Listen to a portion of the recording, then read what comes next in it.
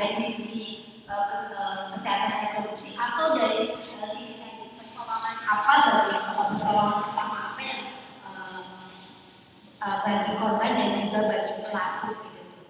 Saya pikir ini bukan soal perlindungan aja, tapi kekerasan lainnya juga kan banyak juga saya pikir itu. Jadi silakan Bapak Ibu, siapa dulu mungkin sesi pertama 3 orang dulu, ya kan? Bapak yang di tengah silakan. Yang bagian tengah dan juga belakang 3 orang penanya. Ada?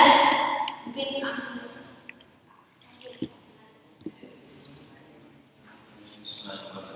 Assalamualaikum warahmatullahi wabarakatuh. Waalaikumsalam. Terima kasih, saya Nurudin dari SMP Pusat. Yang saya hormati Bapak Ibu Dewan Guru dan para narasumber. Ini yang pertama, saya mau nanya ke pemateri pertama tentang Stevie. Jadi yang ingin saya tanyakan adalah di usia berapakah yang paling bagus tes itu diberikan? Jadi jangan sampai kita sebagai orang tua berusaha. Tahu-tahu kita anak sudah lanjut jauh, tapi kita baru tahu ada tesnya. Yeah. Jadi kalau memang paling bagus di usia segini, ketika nanti sedikit-sedikit kita bisa nyalain. Karena ini tes mahal ini, mereka itu bisa lain bisa target promo apa Bisa Pak.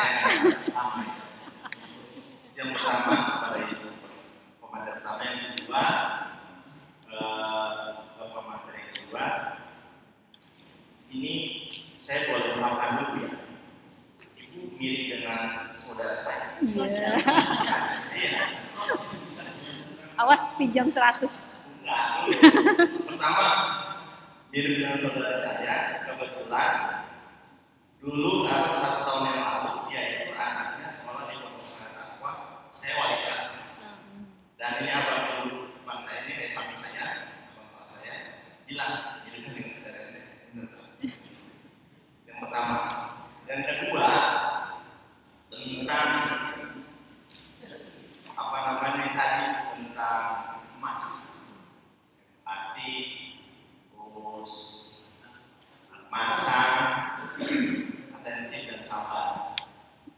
Jadi kalau untuk matang ini kan rada-rada susah, ya kan? Nah, ada orang udah tua banget, tapi apa? Melakukan kayak bocah itu. Iya malah ada beberapa mobil, kita juga ada beberapa dari rekan juga. Usia udah tua, kelakuannya kayak bocah. Iya. Jadi ibaratnya mau dicubit, tapi nggak mau dicubit. Iya. Apa? Mau nyubit tapi nggak mau dicubit. Di dalam mungkin percakapan itu WhatsApp atau apa. Jadi kesannya gimana gitu? Kalau kita sih kan enjoy aja. Tapi karena kita pesantren, kita tetap ada bahasan menyayangi yang muda dan yang lebih tua, itu tetap kita pakai. Tapi kalau di tataran kita muda, kadang kita nyikapinya gitu. Kita mau ngomong takut salah, tapi emang kenyataannya ini salah, ini harus kita lurusin. Kira-kira metodenya yang paling ampuh itu gimana untuk menyadarkan orang-orang seperti itu? Kalau adik kelas kan atau di bawah kita kan gampang. Kalau udah ada di level-level atas, itu kita kayak judul langit, sedang iya, ketika sundul gitu. Makanya kita ya mendeng-mendeng aja lah sambil dulu gitu. Nah, itu bener nggak dalam itu? Terima kasih. Assalamualaikum warahmatullahi wabarakatuh. Terima kasih Bapak Dila sama Mbak Dena, mau direspon dulu sambil Takut lupa. ya silakan nanti Bapak Ibu bisa setelah respon boleh tanya. Pak siapa maaf namanya tadi Pak? Pak Iya, Iya Umudin. Jadi pertanyaannya tadi tentang Stephen ya. Sebenarnya gini, Stephen itu mengukur otak kita itu dari 5 bagian, yang paling dominan yang mana? Bukan yang paling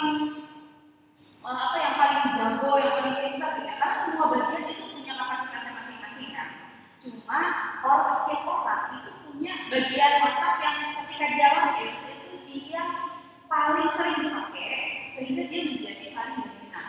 Bukan juga berarti bahwa si bagian otak itu berkembang lalu bagian otak yang lainnya hilang gitu atau tidak muncul potensinya, enggak. Misalnya saya seorang feeling nih. Terus feeling kan harusnya baperan nggak bisa baca ya. Feeling itu Bu ya Pak ya. Malas gerak, malas mikir. Mager Pak, saya ini mager, hobinya tidur. Jadi kalau tadi dibilang kalibrasi, kalau kita dipikirin berarti kalibrasi. Kalau saya kesel, marah, kecewa, gimana Pak? Insya Allah, ya betul. Bangun itu saya recharge. Ketika saya habis dok, padahal saya nggak tidur beneran juga. Pada saat itu mungkin saya mikir, saya merasa gitu. Ini apa? Selonjoran apa namanya? Kalau sekarang COVID itu perubahan. Jadi COVID itu jangan-jangan hasil dari doa. Maksudnya ada hikmahnya gitu ya. Bukan berarti kita nggak bisa apa-apain. Itu ternyata pada saat COVID kita nggak bisa apa-apa. Saya kalau bisa selesai tidak, itu saya aneh. Karena saya dari pertama sekolah TK sampai SD itu nggak punya catatan. Jadi saya mikir kenapa sih bisa nulis lah, dan alhamdulillah nggak malu-maluin gitu loh nulisnya gitu. Jadi kapan pada saat yang terbaik itu bisa sebenarnya sejak lahir itu sebenarnya sudah bisa. Cuma masalahnya ketika bayi itu lahir dia belum muncul sidik jarinya.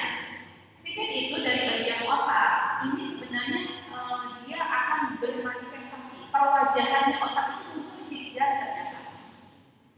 Ya, sidik jari orang itu dari pertama Nabi Adam sampai yang nanti nggak ada yang sama. Begitu kan kuasanya Allah katanya gitu. Kenapa bisa? Ya itulah kuasanya Allah. Setiap orang itu ketika lahir itu dia membawa misinya masing-masing. Nah, si kepala kita ini kalau dia dibedah itu muncul wajahnya di sidik jari. Dari 10 sidik jari kita ini akan ada satu yang dominan, dan itu merupakan representasi dari bagian otak yang dominan tadi. Gitu. Kan tadi ada 5 ya, 5 mesin kecerdasan. 5 mesin kecerdasan kemudian ada lapisan otak yang diputuskan. Lapisan otak itu ada yang luar, ada yang dalam. Ya kalau bahasa psikologi mungkin introvert, extrovert gitu ya. Tapi kalau di sini itu bukan perilakunya yang introvert, extrovert, tapi lapisan otaknya. Itu drive-nya, dorongannya. Saya misalnya, saya feeling yang introvert. Bukan berarti saya nggak mau ngomong sama orang kan, kalau di psikologi kesannya saya akan tutup diri nih. Saya akan sudah dengan diri saya sendiri, tidak, tapi dorong saya dari dalam keluar. Dan cara belajarnya itu beda dengan orang extrovert. Orang introvert itu beda banget sama orang extrovert. Saya kalau bahasa agama takut neraka. Orang extrovert itu orang yang lapisan otaknya keluar yang aktif, itu dia mengejar surga. Jadi orang extrovert itu ambisius. Dia punya sesuatu yang akan dia kejar. Jadi gampang kalau anak kita tahu dia lakukan kayak orang luar. Kasih dia apa yang ada, apa tujuan kamu, dia akan kejar. Sampai dia dapat. Dia bisa bertanding segala macam, dia tahu saya akan ini, saya akan jadi ini. Nah itu orang yang extrovert. Dan dia sangat terpengaruh sama lingkungan luar. Saya introvert, saya tidak terpengaruh oleh lingkungan luar. Kalau saya nggak suka sama seseorang, saya nggak akan dengerin apapun yang dia. Walaupun dia bos saya, walaupun dia yang ngebagi saya nggak peduli mau dipecat, bapak begitu sampai. Tapi begitu ada orang yang sayang lalu dia bilang sekolah deh, dia nggak bilang cuma nanya, nanti nggak sekolah, cuma nanya gitu doang, langsung saya sekolah. Padahal bos saya udah ngomel-ngomel bertahun-tahun, saya nggak mau sekolah. Jadi beda ya orang yang orang itu diukur sama Stephen. 2 ya, kecerdasan sama drive-nya, dorongannya. Nah, ketika bayi sudah ada, tapi dia kadang-kadang belum jelas sidik jarinya itu. Biasanya kalau direkomendasikan itu dari 2,5 tahun Pak. 2,5 tahun sudah bisa diukur. Terus sampai kapan? Sampai mau pensiun, sampai mau meninggal masih bisa diukur. Jadi saya nggak tahu nih, saya kan udah pensiun gitu. Tapi saya mau menikmati masa tua saya dengan happy ya udah pensiun nggak apa-apa. Mau cari bisnis yang cocok boleh. Gitu. Dan tadi ini digunakan terutama kalau tadi mungkin dikaitkan dengan empati segala macam itu bahasa cinta. 5 mesin kecerdasan itu bahasa cintanya beda. Kenapa? Cara ngomongnya juga beda. Tadi saya jelaskan ya, contohnya yang intuitif ya. Gak bisa dia ceramah, apalagi anak laki, gak bisa gini dia akan tidur. Saya juga kalau saya nggak ngomong pas saya tidur. Ya kan karena saya mager dan malas mikir. Tapi karena saya perasaan saya membawa saya aja, jadi saya bangun terpaksa. Nah terus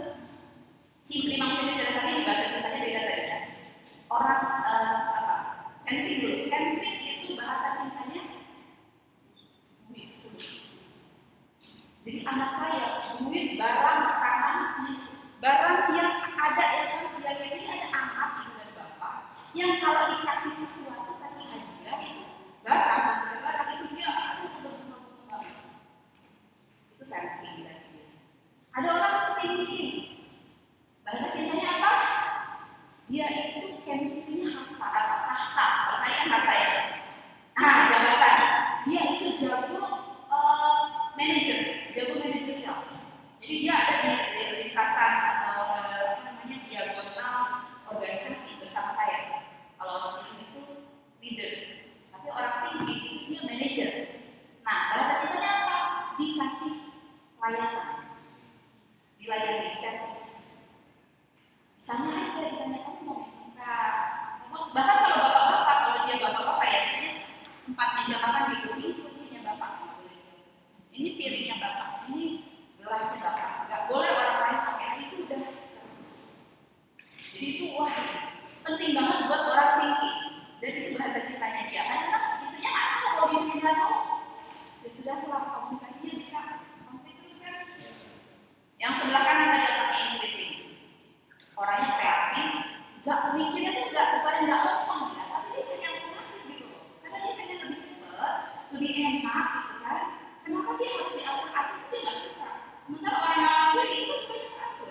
Otaknya tuh nggak suka diatur-atur. Apalagi dia intuitif, kreatif banget.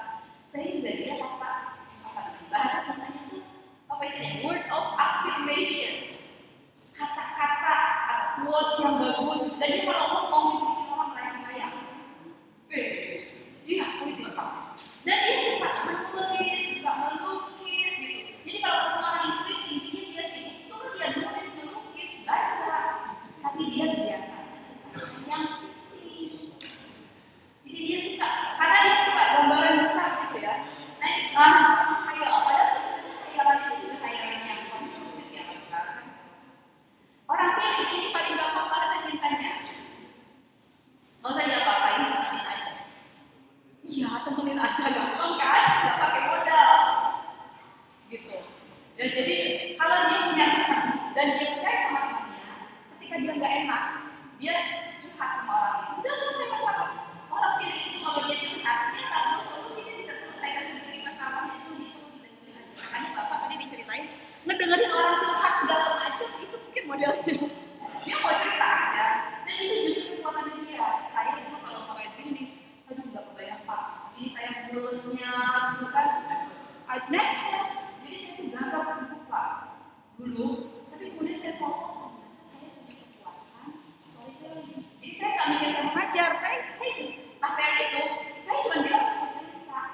Jadi saya ceritain kan, apa yang dulu saya pelajari, itu kan pengalaman saya. Terakhir apa insting? Insting ini kalau di tes psikologi dengan psikometrik biasanya karena umur.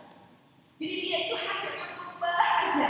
Jadi dia bingung sih apa, nggak diterima, nggak ada ukuran yang pas buat dia dari hasil pengukuran tadi yang psikometrik. Tapi ketika dites dengan sidik jari, ketahuan langsung dia insting. Insting itu rupanya sudah bisa. Jadi apa di palu gada? Apa lu mau ada? Lu minta apa? Bisa semua dia kerjain. Serba bisa itu kayak Rasulullah ya. Coba ini. Tapi insting ini kalau Rasulullah kan sempurna ya, diselesaikan semua. Insting ini nggak ada yang nggak bisa, nggak ada yang selesai. Kalau dia nggak fokus, nggak selesai kan? Karena dia pindah-pindah aja terus ketemu gitu. Jadi ini itu, tapi nggak ada yang kelar. Iya. Tapi kelebihannya ini si insting, ini bentuk otaknya itu beda dengan yang tadi kan kayak ada bagian-bagiannya daerahnya kepalan gede-gede. Kalau insting itu kecil bagian otaknya, terus dia bentuknya ke atas gitu, horizontal. Ternyata apa? Dia paling religius. Jadi dia itu apa? Bahasa cintanya itu bahagia. Dia happy kalau bagi-bagiin apa yang dia punya pada orang lain. Dia justru paling religius. Pokoknya dia ngejar kesenangan. Nah masalahnya kalau dia nggak tahu potensi dirinya atau lingkungan yang tadi salah atau trauma, sebaliknya dia jadi iblis. Karena apa dia kan hedon? Ya kan? Karena apa namanya? Chemistry-nya itu kebahagiaan, jadi dia cari kesenangan aja, terus senang-senang gitu. Itu orang insting. Contohnya ya, jadi ini mungkin bisa diterapkan ketika kita mau bicara kepada anak. Tahu dulu bahasa cintanya. Nah, tadi kan istilahnya Bapak apa? Satu frekuensi. Keren itu bahasa. Gitu kira-kira. Oh, masalah biaya gampang Pak, nanti bisa diatur. Iya. Silakan. Oke, baik. Ada. Terima kasih. Saya sedikit nambahin. Ini pertanyaannya khusus lagi. Boleh nambahin. Buat pertanyaan tentang tes, ya, tes kepribadian. Jadi tes kepribadian itu banyak sekali Bapak Ibu, banyak sekali. Jadi manusia ini mau dipotret dari berbagai sisi itu bisa, gitu. Dan para ahli-ahli psikologi itu melakukannya seperti itu, ya. Ada yang mungkin Bapak Ibu pasti pernah dengar visual, auditif, kinestetik. Pernah dengar tentang di sekolah? Ya kan?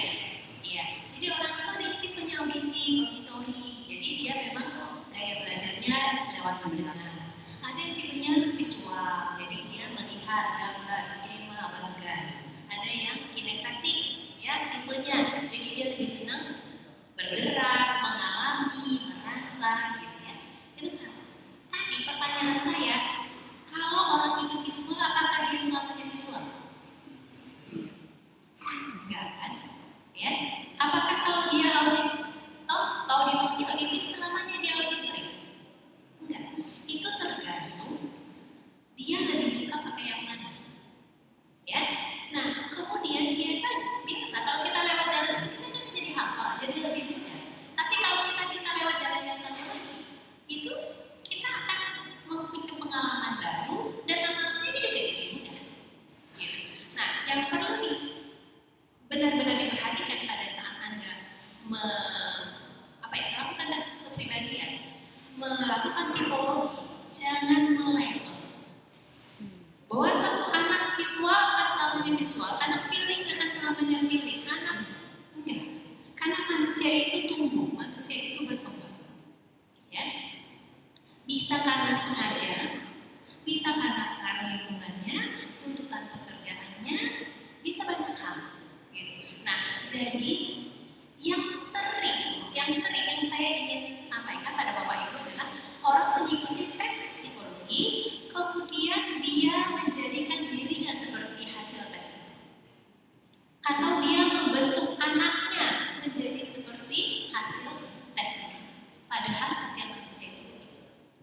Ya, nah banyak memang tes. Boleh kita untuk memahami bagaimana kita memahami orang lain boleh, tapi ingat itu tidak permanen. Ya, tidak berarti bahwa kalau dia senang diajak dikasih hadiah selamanya dia akan senang dikasih hadiah. Terus nanti bingung udah dikasih hadiah kok dia masih bete ya sama gue ya. Tidak, karena manusia itu ya, itu pesan saya. Karena saya pernah dapat kasusnya bahwa bapaknya yang komplain ke saya. Saya bingung. Itu jadi si bapak ini punya anak dan anak angkat, ya anak angkat terus berarti sama istrinya kan. Saya bingung kenapa istri dan anak saya itu berantem terus padahal mereka sama. Maksudnya sama Pak. Mereka habis ikut tes sidik jari dan hasilnya sama persis. Gitu. Persis sama. Tapi berantem terus. Bukan yang ngerti sebenarnya gitu ya.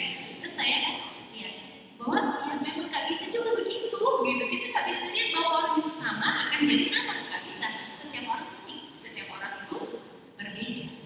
Gitu ya. Jadi ini tentang tes. Ini yang perlu dipahami.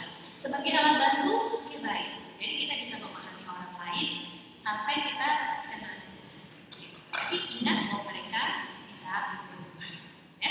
Nah, sekarang pertanyaannya Pak, kalau yang matangnya bukan kita ya, ini orang sudah tua, ya, sudah senior, tapi belum matang, terus diapain? Diapain Bapak Ibu? Ada yang pernah punya pengalaman nggak Pak? Ibu? Iya, jadi memang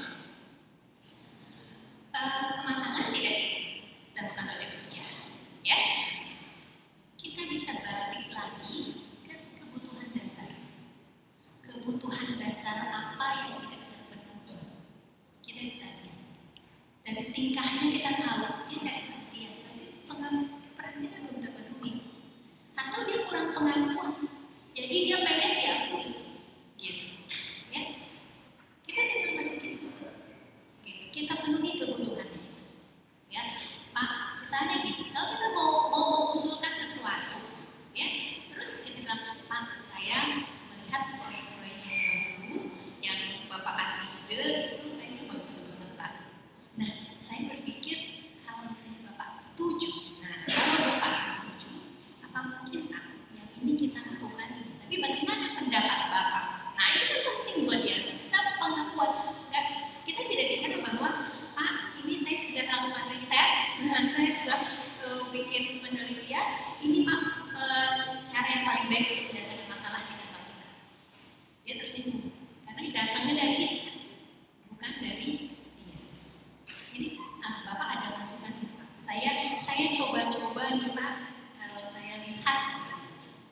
gaya bahasa kita lihat 3 tadi, penerimaan, perhatian, pengakuan.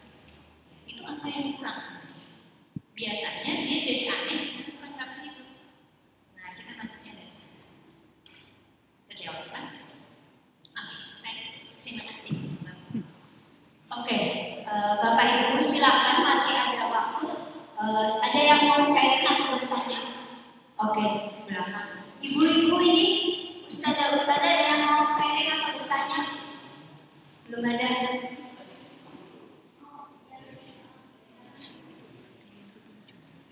Bismillahirrahmanirrahim. Assalamualaikum warahmatullahi wabarakatuh. Waalaikumsalam warahmatullahi wabarakatuh. Terima kasih kepada MC yang sudah memberikan kesempatan. Hari ini saya ingin bertanya tentang sesuatu yang sangat tabu. Jadi kalau sepanjang saya mengajar itu dari anak segede biji sampai udah gede, alhamdulillah saya selalu memperhatikan seperti itu. Nah, ini case-nya cewek. Nah, yang saya perhatikan ketika ada siswi yaitu mempunyai sifat flirty atau menggoda, maksudnya dia menggoda kita hadir seperti itu. Nah, itu sudah saya pantau. Maksudnya saya pantau. Nah, jadi yang saya tanyakan adalah bagaimana caranya kita mengetahui apakah siswi itu virgin atau tidak. Karena urgensinya adalah di sini, apalagi kasus kekerasan seksual itu semakin tinggi, apalagi di daerah Bekasi waktu cerita di batch pertama dari balai anak perempuan waktu itu. Nah, jadi pertanyaan saya di sini urgensinya ke arah ke situ. Lebih-lebih kita bisa protek untuk mencegah terjadinya HIV dan AIDS seperti itu. Dan pertanyaan ini saya tujukan kepada semua, baik peserta maupun panelis. Jadi kita diskusi sama aja. Mungkin itu aja pertanyaan dari saya. Kurang lebihnya mohon maaf. Wassalamualaikum warahmatullahi wabarakatuh. Waalaikumsalam. Prokes dulu. Ngeri sedap.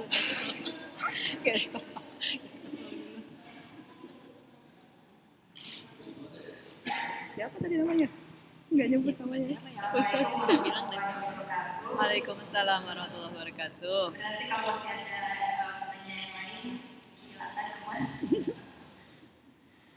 Baik, di sini saya ingin sharing ya dengan Ibu psikolog. Kita di sini khususnya sebagai pelaksana pendidikan yang berada di bawah Yayasan At-Taqwa. Tentunya sangat kuat sekali kegiatan-kegiatan atau aktivitas yang terkait dengan spiritual, gitu ya. Cuma nampaknya di sini, tapi saya juga kurang tahu ya, maksudnya tingkat bullying itu ada di rank berapa, itu memang belum ada data yang untuk menyatakan hal itu. Gitu. Cuman di sini dari pengalaman-pengalaman yang sudah terjadi, di mana tingkat spiritual itu bisa kita lihat dari kegiatan sehari-hari. Misalnya di pagi hari itu senantiasa dilaksanakan kegiatan tahsin atau kegiatan yang doa, ya seperti itu ya. Nah, ini adalah bagian daripada mencegah terjadinya perundungan, karena mencegah perundungan itu diantaranya ada kebutuhan dasar ya, terpenuhnya kebutuhan dasar, terpenuhnya kebutuhan spiritual diantaranya. Nah, di sini saya melihat mungkin kurang ada korelasi ya Bu ya, antara kekuatan spiritual ya yang kita terapkan di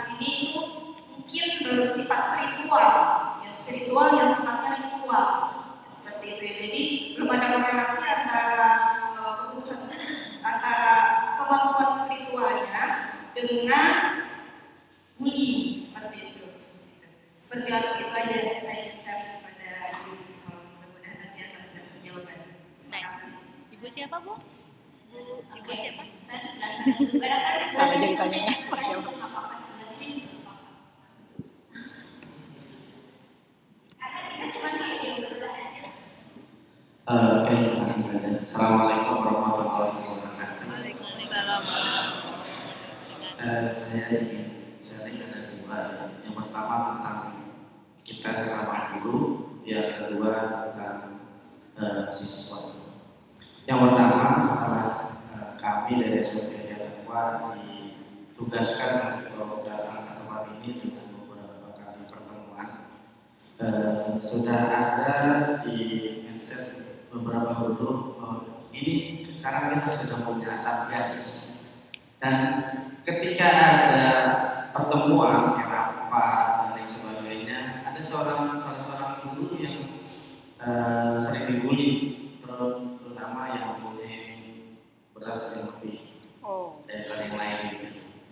Jadi ketika dia dibully, teman-teman gini, sekarang ada satgas loh, pamerin loh, dia bully loh.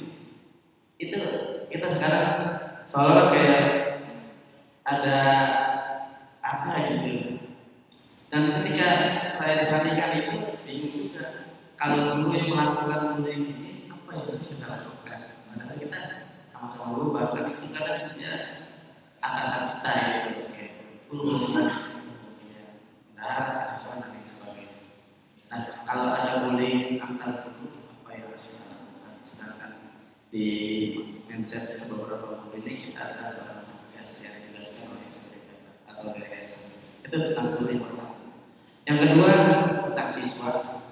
Di sekolah kami itu rata-rata di rumahan yang anak wali muridnya atau orang tuanya adalah orang tua yang berangkat pagi pulang malam. Rata-rata anak kami ini adalah anak-anak yang ketika pagi dia bangun tidur sudah disiapkan segala sesuatunya oleh pembantu atau ya posisi rumah tangga. Kemudian setelah dia pulang jam 4 sore, bapak dan ibunya tidak ada di rumah. Akhirnya yang laki-laki, kadang pelampiasannya setelah pulang karena tidak ada kontroli, dia bisa keteran sewa, balap motor dan lain sebagainya. Dia juga bisa melakukan rokok dan lain sebagainya. Atau ada hal yang lain yang dilakukan. Kalau yang perempuan kadang dia bisa pelampiasannya bisa sayap-sayap tangannya dan lain sebagainya. Karena setelah kita lakukan riset, kenapa sih anak-anak yang aktif di kelas ini, bagaimana sih latar belakangnya? Ternyata setelah kita riset, kita pelajari, kita tanya, ternyata anak-anak yang aktif di kelas kami ini adalah anak-anak pertama kurang perhatian orang tua, karena orang tuanya sibuk kerja untuk dia. Yang kedua, broker. Jadi ada orang tuanya yang nikah lagi atau bercerai, kemudian bapaknya nikah lagi, kemudian ibu barunya tinggal bersama dia, dan dia tidak merasa nyaman berada di situ, dan dia dipaksa oleh orang tuanya, orang bapaknya ini harus menyayangi dan menghormati ibu tirinya. Tapi hatinya berontak, saya tidak mau gitu. Yang menyebabkan si anak ini kadang kalau di sekolah sering teriak-teriak, dia aktif dan lain sebagainya. Kita sudah pagi kita kasih ada kegiatan mabit dan takwa, sudah juga beberapa guru masih nasihat dan lain sebagainya, tapi masih belum pernah. Iya kali ya. Nah, kira-kira langkah apa sih yang tepat untuk menangani anak seperti itu? Dan yang terakhir untuk sekolah yang menerapkan poin itu, apakah dalam satgas ini dibolehkan atau tidak? Contoh gini, ada beberapa sekolah yang mengatakan bahwa kalau anak itu punya poin 300 dia bisa dikeluarkan. Nah, kalau seandainya seperti itu, tentunya dengan step by step tahap. Kalau di 100 misalnya SP1, 200 SP2. Nah, kamu udah SP2 ya sudah tanda tangan. Tapi kalau kamu melakukan lagi, kamu akan dapat SP3 dan itu artinya kamu ini. Apakah boleh dan terima kasih. Terima kasih Bapak Ibu. Ada satu lagi. Sebelah sana ternyata ada.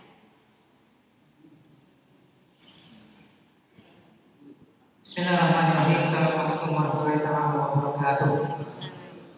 Yang sama kami hormati segenap para narasumber dan yang kami banggakan segenap Dewan Guru, para wakabit, wakil bidang kepala sekolah yang kami hormati.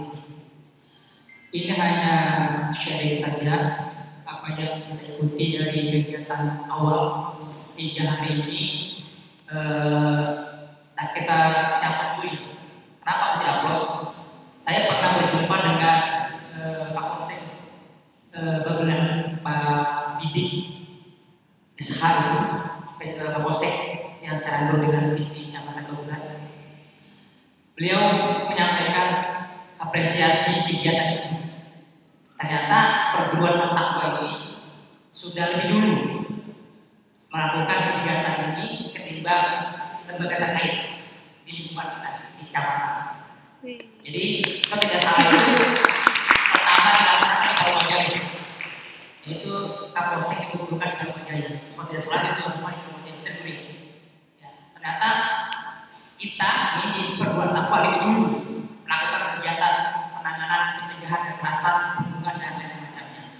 Kita kasih aplaus untuk perguruan yang sangat takwa. Yang kedua, kegiatan ini berimbas baik di kalangan lembaga kita masing-masing.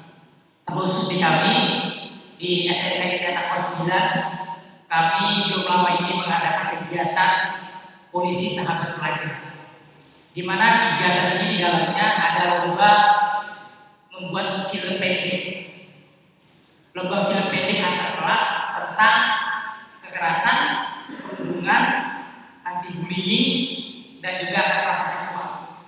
Jadi film pendek ini diperankan oleh siswa masing-masing kelas, dan itu kita kasih hadiah sebesar 2 juta rupiah per kelas untuk memotivasi anak-anak. Oh iya, kegiatan ini benar-benar apa?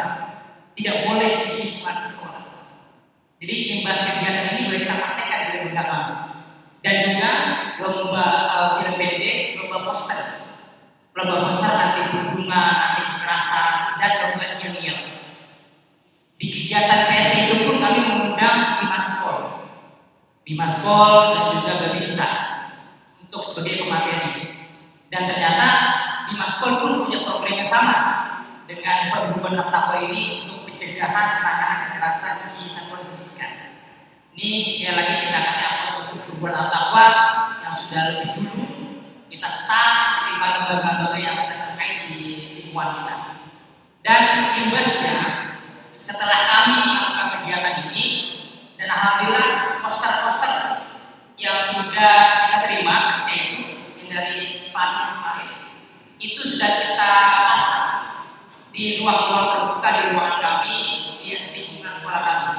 Sengaja kami pasang, kami terapkan di tempat-tempat terbuka agar menjadi edukasi ketika dia datang ke tempat itu, dia baca, oh iya ini tulisan ini. Poster-poster yang kita terima dari kegiatan ini alhamdulillah sudah kami pasang di semua lingkungan kami. Bahkan kami copy, kami kopas kata-katanya, dan kami buat banner sendiri dengan logo-logo yang ada di sekolah kami, seperti itu. Dan imbasnya yang terakhir, kegiatan itu sudah kita lakukan dan sudah ada penanganan. Salah satunya kekerasan seksual di sekolah kami. Belum lama ini kami menangani kekerasan seksual. Kekerasan seksual karena memang di sekolah kami ini kelas 11 sedang praktik, yaitu praktek kerja industri atau PKL, dan ternyata ada kasus anak ini memang izin untuk praktik. Ternyata di hari itu dia tidak praktik. Kami dapat informasi dari perusahaan tersebut bahwa siswa ini tidak datang. Kita konfirmasi ke pembimbing praktik, ternyata tidak ada konfirmasi dari siswa yang bersangkutan. Ternyata karena memang 2 anak ini kita dipantau, di waktu yang bersamaan kita mengecek si siswa itu hadir nggak. Ternyata ketika cek di absensi, kebetulan di kami ini ada namanya absensi cepat di jam pertama. Jadi semua jam pertama itu harus cepat di share ke grup orang tua biar tahu, oh ternyata siswa tersebut tidak hadir di jam pertama. Kita punya feeling, jangan-jangan nih. Jangan-jangan. Ternyata kami panggil wali kelasnya, 2 wali kelas, coba ibu datangi ke rumahnya, khawatir. Karena kami udah tahu rekam jejak si laki-laki. Pengen tahu nih, jangan-jangan dia ada di rumah itu. Ternyata pas kita telusuri, kita cek, kita datangi, ya, innalillahi gitu kan. Ternyata ada kendaraan si perempuannya di rumah itu. Ternyata lingkungan sekolah, lingkungan rumahnya benar-benar sepi, gak ada orang. Padahal dia di tengah di bolong-bolong, ya, jam 11 sampai jam 12 ke atas. Pas kami dapati, kami berkumpul sendiri dan kami ajak orang tua si cewek tersebut. Ya, jadi kami gerbek bersama orang tuanya. Nah, itu kondisinya sedang izin praktik.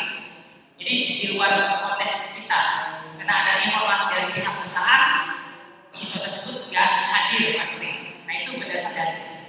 Nah, akhirnya alhamdulillah sudah kita tangani dan hasilnya adalah kita panggil kedua orang tuanya dengan waktu yang terpisah. Ya, hari tanggal 22 dan hari berikutnya tanggal 20 dengan waktu yang berbeda. Finalnya adalah karena kami menangkap dengan jelas, dengan Bismillah kita ucapkan Bismillahirrahmanirrahim. Kita kedua siswa ini kita berhenti dari sekolah kita. Jadi sebagai penangkapan dan orang tua yang pun merasa berterima kasih. Kenapa? Berterima kasih karena ulah anaknya ini terungkap sendiri. Padahal orang tua udah duga jangan-jangan. Tapi orang tua ini mau bilang. Ternyata kita sendiri yang membuktikan orang tuanya dan alhamdulillah respon baik dari orang tua. Begitulah satgas yang sudah diterapkan di sekolah kami. Demikian. Assalamualaikum warahmatullahi wabarakatuh. Waalaikumsalam. Terima kasih Bapak Ibu. Saya akan memberikan waktu ke Mbak Dian dan Mbak Fadila. Mungkin sekarang ke Mbak Dian dulu dan Mbak Fadila. Mungkin kurang lebih kita akan selesai di jam 12. Jadi silakan merespon dari beberapa pertanyaan tadi dari Bapak Ibu belakang sama Ibu dan juga Bapak sudah. Dan saya nanti akan minta Mas semua juga merespon tentang keluhan dari Oke, baik. Bismillah ya. Bapak, saya bahas dulu tentang flirting ya, Pak. Flirting sama siswinya ya, Pak. Pak Sultan, Pak. Maaf. Aji. Oke. Umur ini apa? SD, SMP? SMA? SMP, SMA. Oke. Nah, terus pertanyaannya itu Pak. Pertanyaannya bagaimana kita mengetahui apakah dia masih virgin atau tidak? SPOG Pak. Oke, SPOG. Kebetulan suami saya SPOG. Boleh Pak konsul ke Rumah Sakit Islam Cempaka Putih Pak. Ya. Jadi nggak bisa Pak. Kalau kita mau cari tahu, ya itu pasti kita apalagi kaitannya dengan HIV/AIDS ya. Kalau kita mau kasih tahu pasti ke SPOG. Tetapi kalau dari sudut psikologi, kita mau tahu kenapa Bapak bisa sampai berpikir ingin mengetahui itu. Nah ya, flirtingnya dia seperti apa, sampai seberapa? Mungkin itu yang menjadi pertimbangannya Bapak kan?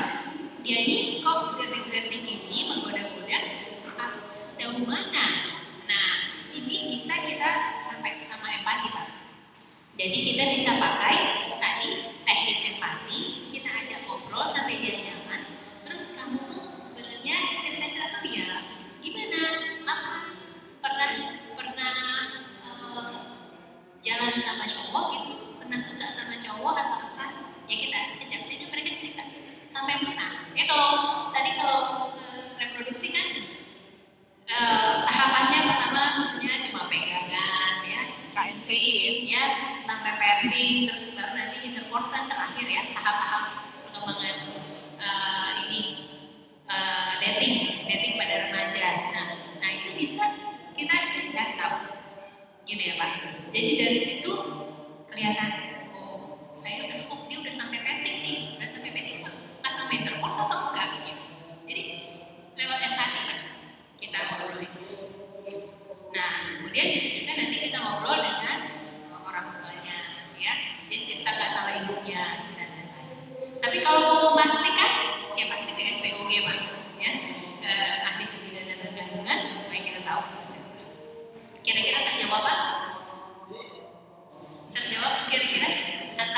yang mau ditanyakan lagi? Oke, kalau begitu berikutnya adalah pertanyaannya. Pertanyaan dari Ibu siapa Bu? Ibu Ika, ya Ibu Ika. Di At-Taqwa banyak kegiatan-kegiatan spiritual ya Bu ya, karena namanya juga Islam, Yayasan Islam. Tetapi kenapa seperti tidak ada korelasi antara kekuatan spiritualnya dengan bullying? Kasus bullying ini masih ada. Nah, kekuatan spiritualnya itu adalah tahsin, duha gitu ya Bu ya, yang ritual. Nah, memang benar Bapak Ibu, seperti kasus yang tadi saya sampaikan, klien saya itu dipaksa untuk melakukan ibadah ritual, tetapi hatinya itu tidak terhubung sama Allah, gitu, ya. Kemudian ada kasus lagi, ibu-ibu curhat, anaknya hafal Al-Quran 30 juz, tapi disuruh sholat mah susah, ya. Itu salahnya di mana? Gitu.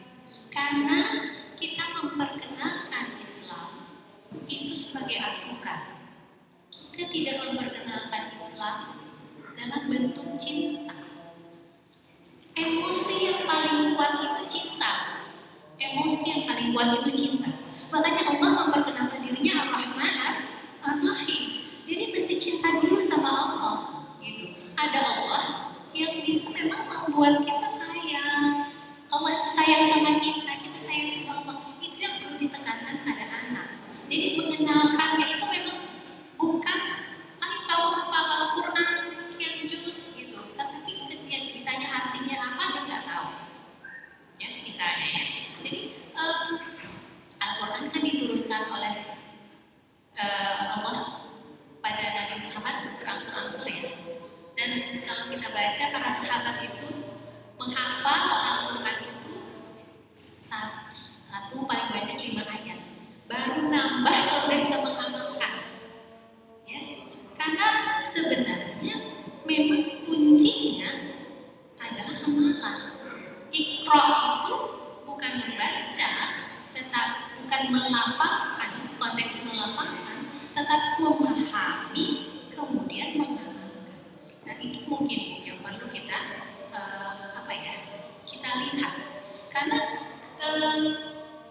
kebutuhan spiritual ini tidak bisa terpenuhi hanya dengan ritual. Ya, ritual itu iya, sholat itu memang membersihkan hati ya, membersihkan kaum. Bukan kalau kata Rasul ya, ada dalam diri manusia ada segumpal daging, kalau dia baik maka baiklah semua amalnya, itu adalah kaum. Salah satunya itu adalah dengan ritual membersihkannya, 5 sholat 5 waktu. Tetapi pemahaman tentang kenapa kita perlu mengerjakan itu, itulah yang kebutuhan spiritual. Bahwa kita melakukan ibadah itu karena kita ingin menghubungkan nur. Kan kita kalau kita punya cahaya, kita berbilang sama anak-anak, kita semua punya cahaya. Allah tiupkan cahaya kepada kita pada saat kita lahir. Nah cahaya ini perlu kita jaga supaya koneksinya masih sama, terhubung sama Allah, masih satu frekuensi, gitu kan? Nah, ketika kita ingat itu, mengajarkan anak itu, maka insya Allah dia spiritualitasnya itu meningkat. Jadi tidak sekedar ritual, gitu. Terjawab nggak Bu ya?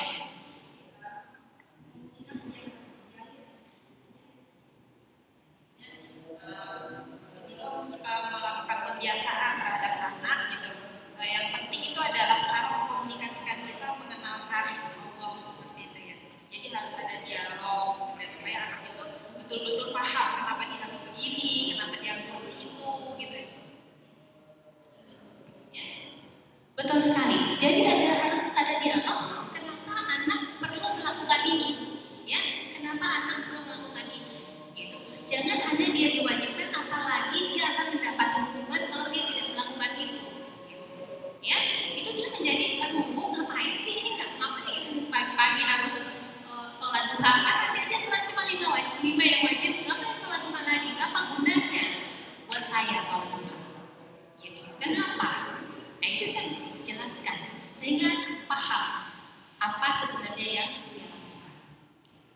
Dan juga penting menghadirkan Allah dalam setiap langkah kita kehidupan. Ya, alhamdulillah Allah beri kita rezeki sehingga kita bisa makan, kita bisa minum. Ini rezekinya bukan dari panitia ya, gitu, tapi dari minum. Jadi Allah itu memang hadir di setiap kegiatan. Gitu ya. Terjawab? Oke. Baik. Berikutnya dari dari SMP Atakwa ya Pak ya? Pak siapa Pak? Pak Ferry. Pak Ferry. Gimana kalau ada guru yang membuli guru? Gitu. Apa yang harus dilakukan? Ya, satgasnya dibully juga nggak Pak? Satgasnya dibully juga nggak? Itu wah satgas nih, bully nggak? Bully. Satu hal ya Bapak Ibu, bullying itu sifatnya subjektif, personal. Ada orang yang mendapatkan perlakuan tertentu dia merasa dibully, ada yang santai aja, dia nggak merasa dibully, gitu.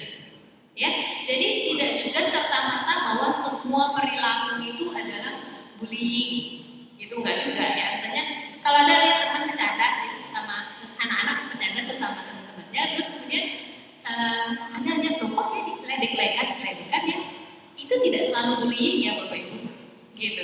Tergantung si anak memandangnya seperti apa, gitu satu teman ya. Nah jadi kalau si ibu guru dibully, Bapak karena guru ngobrol, dia merasa dibully apa enggak?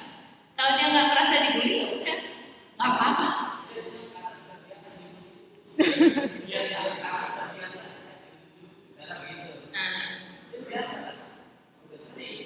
Oh, udah sering. Oke, dia merasa tidak nyaman dengan hal itu.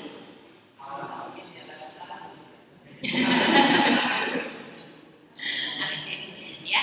Nah, kalau Bapak mau bicara sama yang membuli boleh, misalnya, ya. Lebih enak nih Pak, apalagi kalau udah mereka tahu kalau Bapak satgas ya. Aku kemarin habis ngobrol, habis ikut ini di aula, ketemu Budian, ngomong tentang bullying, katanya gini bullying, menurut Bapak benar nggak sih ya? Gitu. Ya, kan kita bisa share informasi itu, sehingga dia, oh ya ampun, saya tuh kemarin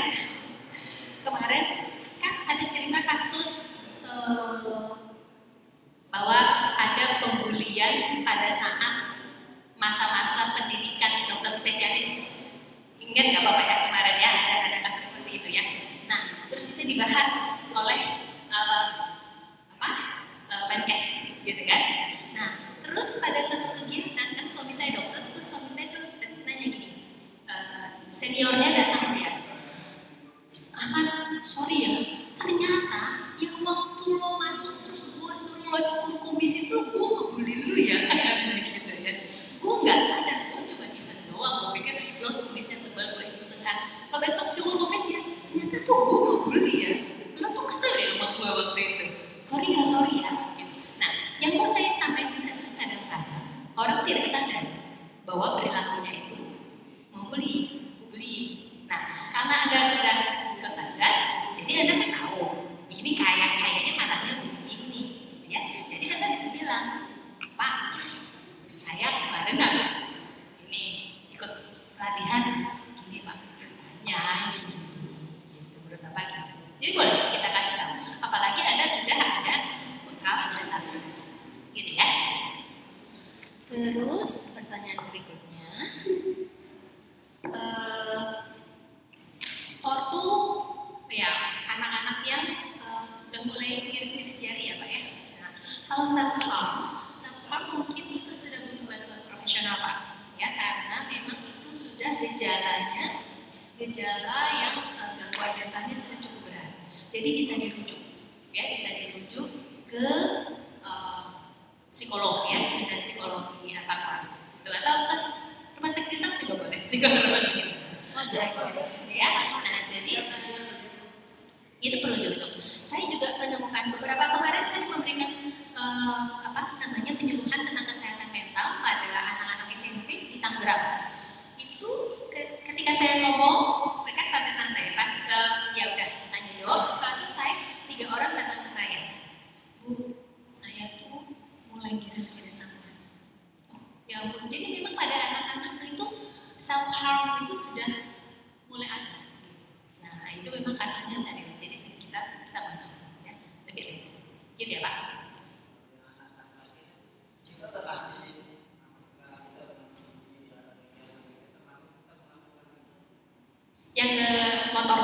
horor itu ya.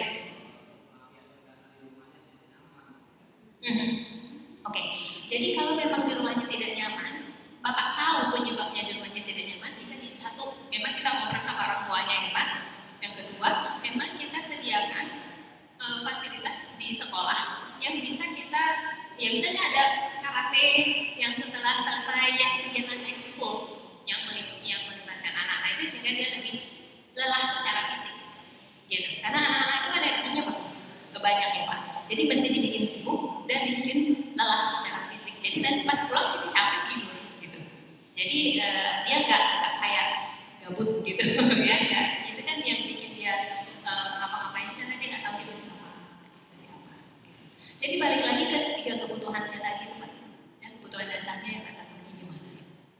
Gitu ya. Oke. Baik, berikutnya.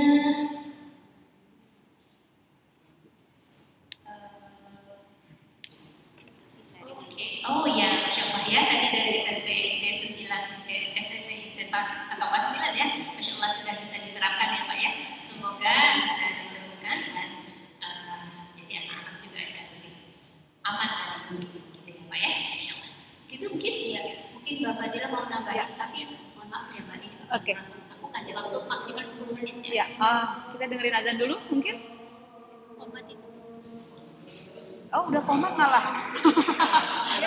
Nggak azan ya tadi. Adanya bukan. Saya nggak 10 menit, 5 menit aja mungkin.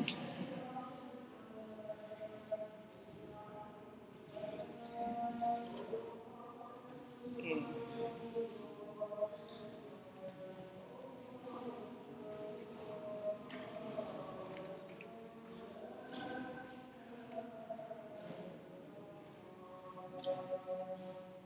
Baik, saya lanjutkan sedikit lagi. Mungkin kontennya tadi sudah sangat lengkap ya dibahas oleh Ibu. Ya, jadi saya akan mungkin menambahkan dari sisi cara masuknya tadi ya. Apa kata Ibu dan Bapak tadi, satu frekuensinya tuh gimana caranya? Tadi ingat ya pertama kali saya bertanya bagaimana suasana atau cuaca hati. Jadi perlu sekali kita tanya dulu anak itu kondisinya gimana. Nah, kadang-kadang anak itu kan bisa terbuka atau tidak terbuka kepada kita, gitu kan ya. Kira-kira kenapa tuh anak terbuka kepada kita? Dia merasa nyaman, aman, dia percaya,